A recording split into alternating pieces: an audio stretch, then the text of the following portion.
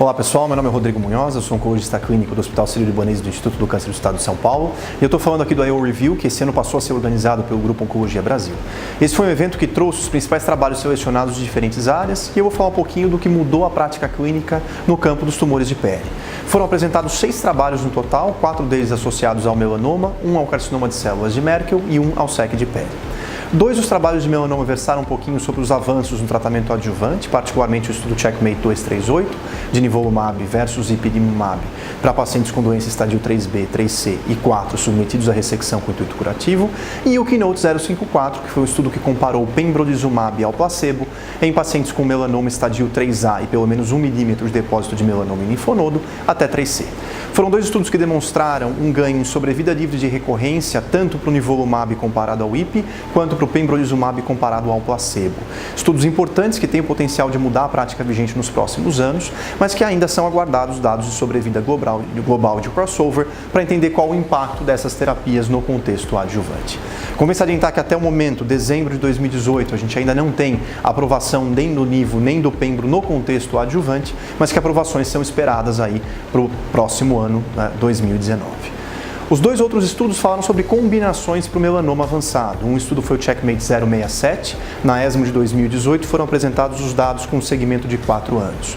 O que se viu foi um benefício mantido de qualquer um dos braços com nivolumab, ou seja, nivo monoterapia ou ipinivo versus ipi, e nas análises exploratórias um ganho em taxa de resposta de ipinivo versus nivo, e um ganho também em sobrevida livre de progressão de ipinivo versus nivo monoterapia. Um ponto fundamental é que até o momento, mesmo depois de 4 anos de seguimento, apesar dos números muito animadores de pacientes vivos em 4 anos com a combinação, não houve uma diferença estatisticamente significativa em sobrevida global na análise exploratória de ipinivo versus nivolumab monoterapia, apesar de uma diferença numérica da ordem de 7%. Ou seja, ainda que nós tenhamos pacientes que sejam candidatos à combinação, nenhum estudo ainda demonstrou de fato o impacto em sobrevida global com tal estratégia versus agentes anti-PD1 em monoterapia, lembrando que as toxicidades aumentam significativamente.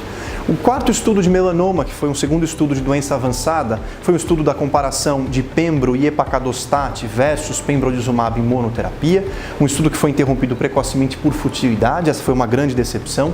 Todo mundo apostava nos anos anteriores que a combinação de epacadostat ou qualquer outro inibidor de IDO em associação a um agente anti-PD1 fosse uma combinação para fazer frente a qualquer outra, como por exemplo o ipilimumab e nivolumab, com eficácia pronunciada e um perfil de tolerância melhor, mas infelizmente isso não foi confirmado no estudo randomizado de epacadostat e pembro versus pembro. Não se observou benefício a favor da combinação em nenhum dos desfechos. Essa foi de fato uma grande decepção que acabou segurando o desenvolvimento clínico dessa classe de medicamentos em combinação a bloqueadores de correceptores imunes. Nos outros tumores de pele não melanoma, nós tivemos boas novidades ao longo de 2018. A maior delas talvez tenha sido a aprovação do avelumab para tratamento de pacientes com carcinoma de células de Merkel.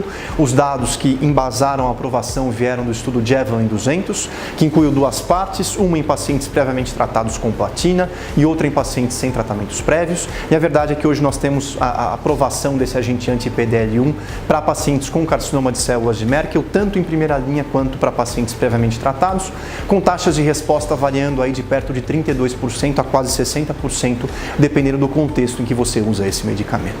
E também aí reforçando o momento de expansão da imunoterapia, os dados apresentados e publicados no New England Journal of Medicine ao longo desse ano, dizendo respeito ao semiplimab, esse agente anti-PD1, em pacientes com SEC de pele avançado, reforçando que de fato essa também é uma entidade bastante imunogênica, com altas taxas de resposta a esse novo agente. O semiplimab já foi aprovado pelo FDA norte-americano, nós ainda não temos aprovação no Brasil, mas isso também é antecipado para os próximos meses.